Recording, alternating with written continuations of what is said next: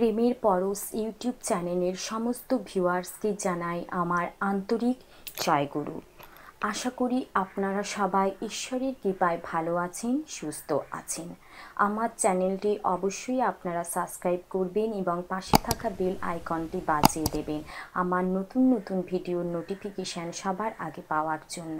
আর আমার ইষ্ট প্রসঙ্গ যদি আপনাদের ভালো লেগে থাকে তাহলে অবশ্যই লাইক, কমেন্ট এবং শেয়ার করবেন।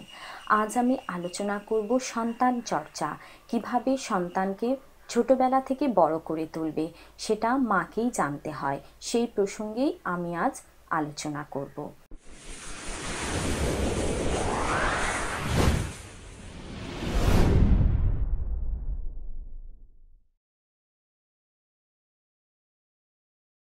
তো আসুন আসা যাক আলোচনায়। সন্তান প্রত্যেক বাবা মার কাছেই ভীষণ প্রিয়, ভীষণ আদরের। কিন্তু তাকে যদি সঠিক চর্চা ও সঠিক পরিচর্যা দিয়ে আমরা বড় করে তুলতে না পারি তাহলে সেই সন্তান কিন্তু আশীর্বাদের বদলে অভিশাপী হয়ে দাঁড়াবে। তাই সন্তানের ছোটবেলা থেকে সঠিক পরিচর্যা দেওয়া একান্ত প্রয়োজন। সন্তানকে কিভাবে ছোট থেকে বড় করে তুলবে সেটা মাকেই জানতে হয়। মায়ের উপরই গুরুত্বপূর্ণ থাকে বেশি। মায়েরই কর্তব্য থাকে কিভাবে সন্তানকে ছোট থেকেই বড় করে তুলতে হবে, কিভাবে সন্তানকে ছোট থেকে মানুষের মতো মানুষ করে তুলতে হবে সেটা মারই ওপর গুরুত্ব আরোপ করে। তাই মাকে হতে হবে শিক্ষিকা। শিক্ষিকা মানে পুঁথিগত বিদ্যায় শিক্ষিকা নয়। মাই জানে একটা সন্তানকে ছোট থেকে কিভাবে বড় করে তুলতে হবে, মানুষের মতো মানুষ করে তুলতে হবে। ঠাকুরের ভাবধারায় কিভাবে বড় করে তোলা যায় সেটা মাকেই জানতে হবে। তাই বাচ্চার যখন 5 থেকে 7 বছর বয়স, সন্তানের সেই বয়সেই সন্তানদেরকে ঠিকঠাক সহজাত সংস্কার দিয়ে ঠিকঠাক পোষণ দিয়ে বড় করে তুলতে হয়। সেটা মারই একমাত্র কর্তব্য থাকে তার সন্তানকে সঠিক শিক্ষা দিয়ে বড় করে তোলা। বাচ্চা যখন খুব ছোট্ট থাকে, ছোটবেলা থেকেই সে তার মায়ের হাঁটা চলা, কথাবার্তা সব কিছু অনুকরণ করে।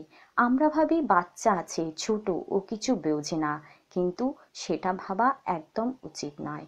বাচ্চা ছোট যখন থাকে, ছোটবেলা থেকেই মার সব কিছু অনুকরণ করে, মাকে খুব ফলো করে।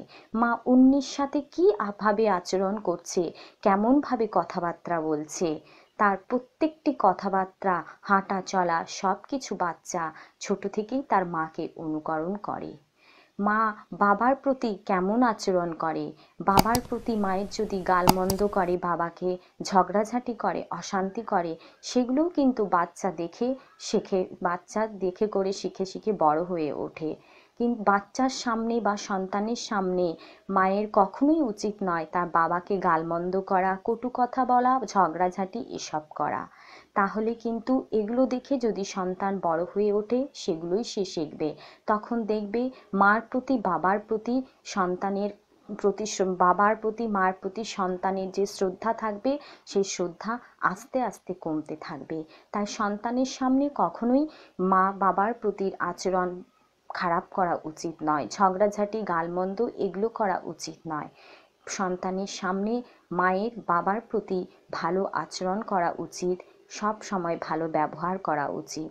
যদি এগুলো দেখে শেখে সন্তান বড় হয়ে ওঠে তাহলে সে সমাজের বুকে একজন মানুষের মতো মানুষ বা ভালো মানুষ হয়ে উঠবে, সমাজের মেরুদণ্ড হয়ে উঠবে।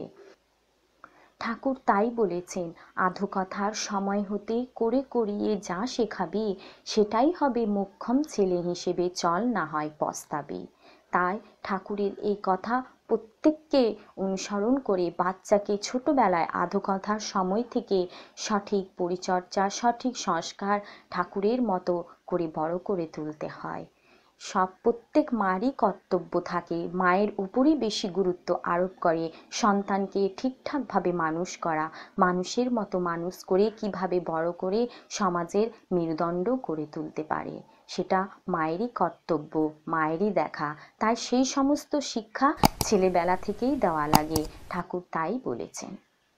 পরম দয়ালে রাতুল চরণে সবার জন্য মঙ্গল প্রার্থনা করে আজকের আলোচনা এখানেই শেষ করলাম। জয় গুরু।